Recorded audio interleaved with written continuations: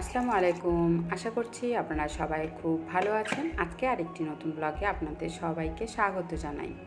তো ঘুম থেকে উঠে প্রথমে ফ্রেশ হয়ে নিয়েছি। ফ্রেশ হয়ে নিয়ে এক গ্লাস গরম জল খেয়ে নিচ্ছি। এখন চলে যাব মেয়ের জন্য টিফিন বানাতে। মেয়ের স্কুল রয়েছে। তো মেয়েকে আজকে আলু আর ভেন্ডি ভাজা দেব, আর দেব পরোটা। তো তার জন্য প্রথমে আলুটাকে ভেজে নেব। তো আলুটা হালকা হালকা ভাজা হয়ে গেলে তারপর আমি ভেন্ডিটা দিয়ে দেব। তো প্রথমে তেলটা গরম হয়ে গেলে এর মধ্যে সামান্য লবণ আর হলুদটা দিয়ে দিচ্ছি, যাতে আলুর যে জলটা সেটা না ছিটে আসে। তো আলুটা ততক্ষণ একটু একটু করে ভাজা হতে থাকে, আমি ফটাফট করে ভেন্ডিটা কেটে নেব। তো অল্প একটুখানি করব, বেশি করব না। তো ওদিকে ভাজাটা হতে থাক, ততক্ষণ আমি আটাটা মেখে নিই। তো আজকে মামের জন্য ব্রেকফাস্ট বানাচ্ছি। আম্মা তো চলে গেছে বাড়ি। আজকে একা মা মেয়ে মিলে ব্রেকফাস্ট করব, ওকে টিফিন বানিয়ে দিচ্ছি। এই জন্যে এইটুকু আটাতেই হয়ে যাবে। প্রথমে আটাটা মেখে নিই। তো আজকে এইটুকু আটাতেই হয়ে যাবে। আজকে আর বেশি আটা লাগবে না, যেহেতু শুধু দুজনের জন্যই বানাচ্ছি। মেয়েকে টিফিনে দেবো দুটো পরোটা, আর ও একটা খেয়ে যাবে, আর আমার জন্য দুটো আমি বানিয়ে নেব। তো আটাটা মাখা হয়ে গেল আমার। আর আজকে আটা মাখছি আর বারবার করে আম্মার কথাই মনে পড়ছে। এই কয়েকদিন ধরে আম্মা বাড়িতে ছিল, তো আম্মাই অনেক আমার কাজে হেল্প করে দিত। কোনো দিন হয়তো সকালে বলছে দে আমাকে দে, আটাটা আমি মেখে দিচ্ছি। কোনো দিন হয়তো আমি যদি আটা মাখছি তো আম্মা বলতো যে কী তরকারি করবি সেটা দিয়ে আমি কেটে দিচ্ছি। এই আর কি, মা মেয়ে মিলে দুজনে মিলেই কাজগুলো করতাম। মা দেখতো যে আমি একা হাতে করছি, খুব আমার তাড়াহুড়ো হয়ে যায়, চাপ পড়ে যায়, এই জন্য মা নিজের থেকে একটু হেল্প করে দিত। তো ব্যাস, আটাটা মাখা হয়ে গেল গল্প করতে করতে। তো একটু শুকনো আটাটা নিয়ে নিই। আর ওদিকে তো ভাজাটা হচ্ছে, ভাজাটা পুরো হাওয়ার মুখে। ওই অল্প একটুখানি আলু ভাজা, তো বেশিক্ষণ সময় লাগে না করতে। আলু আর 4টা মতো ভেন্ডি দিয়েছি, বেশি ভেন্ডি না। মেয়ে ঘুম থেকে উঠে পড়েছে, মেয়ে রেডি হচ্ছে, আর আমার ততক্ষণ ওর ব্রেকফাস্টটাও বানানো হয়ে যাবে। তো আজকে ঘুম থেকে উঠেই যখন হল রুমের দিকে চোখ রেখেছি, পুরো ফাঁকা। না হলে পরে মা ঘুম থেকে উঠেই সমস্ত জানালা দরজাগুলো খুলে দিত, পর্দাগুলো সরিয়ে দিত।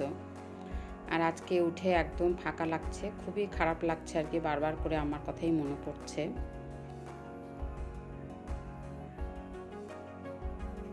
এরকমই মনে হয় সবারই ক্ষেত্রে, আমি হয়তো ব্যতিক্রমী না।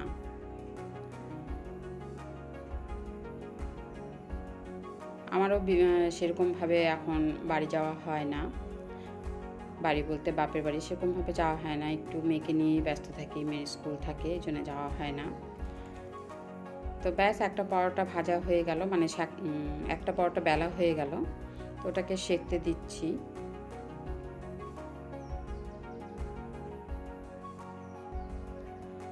ততক্ষণ আরেকটা বেলে নিই।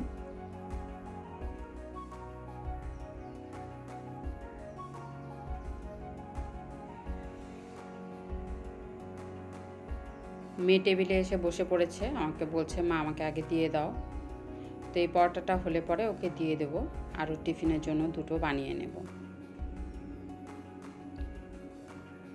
এইভাবে পরোটার মধ্যে তেল দিয়ে তারপর একটু শুকনো আটা দিলে পরে পরোটাটা খুব সুন্দর ফুলে ওঠে, আর খুব নরম হয় খেতে। লেয়ারে লেয়ারে উঠে আসে, তো একটু নরম হয় খেতে। তো এই পরোটাটাও হয়ে গেল বেলা।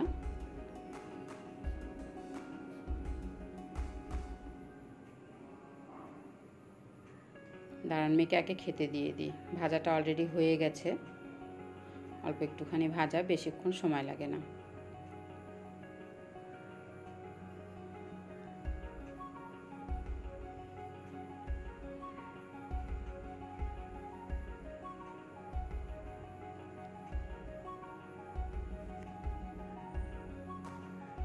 মেয়েকে অল্প একটুখানি আলু ভাজা দিয়ে দিই, আর এটাই ওকে টিফিনে দিয়ে দেবো, ওটাও খেয়ে নেবে। তো এবার টিফিনের পরোটাটা ভেজে নিচ্ছি।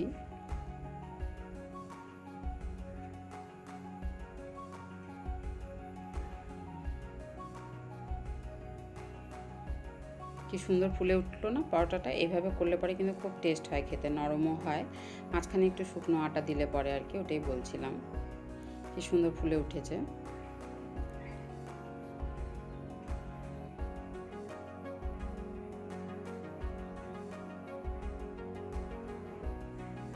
তো ব্যাস, মেয়েকে তাহলে টিফিনটা প্যাক করে দিই। পরোটাটা ভাজা হয়ে গেল, মেয়ের ওদিকে খাওয়া হয়ে গেল। তো মেয়েকে একটু আগিয়ে দিয়ে আসি আর কি। পরোটাটা প্যাক করে নিলাম আর এই ভাজাটাই টিফিনের মধ্যে দিয়ে দিলাম।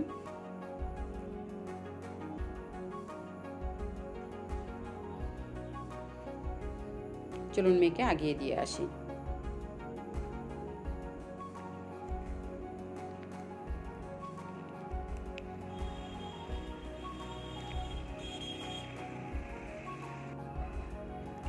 বাড়ি আসলাম, বাড়ি এসে নিজের জন্য চা বসিয়ে দিচ্ছি।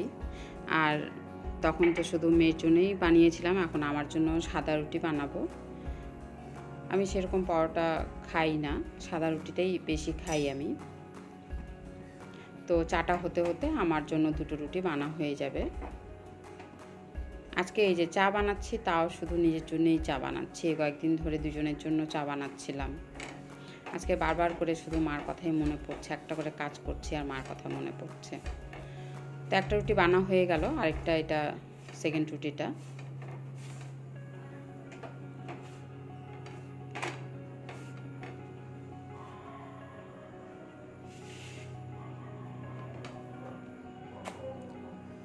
চাটা হয়ে গেছে, ওটাও ছেঁকে নিচ্ছি।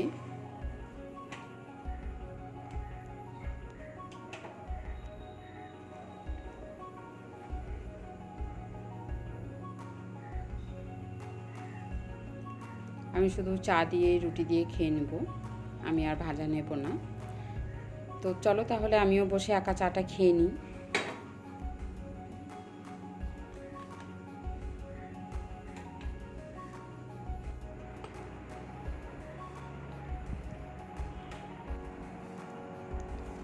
আজকে শুধুমাত্র নিজের জন্য চা নিয়ে বসেছি, খুব খারাপ লাগছে, বারবার করে ভাবছি মাকে একটু ফোন করে নিই। তো চাটা খেয়ে তারপর মাকে একটু ফোন করব, একটু কথা বলে নিব, তাহলে মনটা ভালো লাগবে। আর নাহলে কয়েকদিন ধরে দুজনে মিলে গল্প করছিলাম, চা খেতে খেতে কত রকমের গল্প, কোথাকার গল্প কোথায় যাচ্ছে কোনো ঠিক ঠিকানা নেই। আর তার সাথে সাথে মা কাজের হেল্প করে দিচ্ছে, ওটা তো কত আরাম। তো চা খাওয়া হয়ে গেল, গাছগুলোতে জল দিয়ে দিই। এই নয়নতারাগুলো আমার এই ব্যালকানিতেই রয়েছে। প্রচণ্ড রোদ তো বাইরে, এই জন্যে মাটিটা খুব তাড়াতাড়ি শুকিয়ে যাচ্ছে। তো আজকে মন খারাপ নিয়ে এই ভিডিওটা শুরু করলাম, মন খারাপ নিয়েই শেষ করছি। তো আজকের ব্লগটা কেমন লাগলো কমেন্ট বক্সে অবশ্যই জানাবেন, ভালো লাগলে অবশ্যই একটি লাইক করে দিন। তাহলে আজকের জন্য এইটুকুই। সবাই খুব ভালো থাকবেন, সুস্থ থাকবেন অ্যান্ড সাবধানে থাকবেন। টাটা।